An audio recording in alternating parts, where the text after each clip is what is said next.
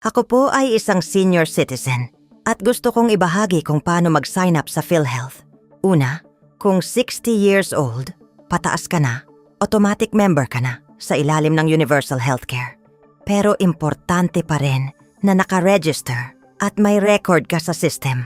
Step 1, pumunta sa pinakamalapit na PhilHealth office o sa inyong local health center. Pwede rin sa city o municipal hall na may PhilHealth desk. Magdala ng valid ID at senior citizen ID.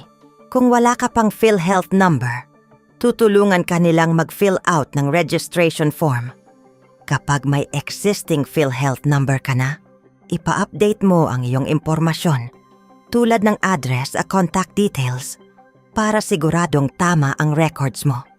Pagkatapos ma-process, bibigyan ka ng PhilHealth Member Data Record o MDR.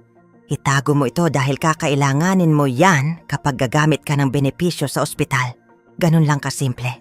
Huwag mahiyang magtanong sa health center. Nandyan sila para tumulong. Importante na maayos ang registration.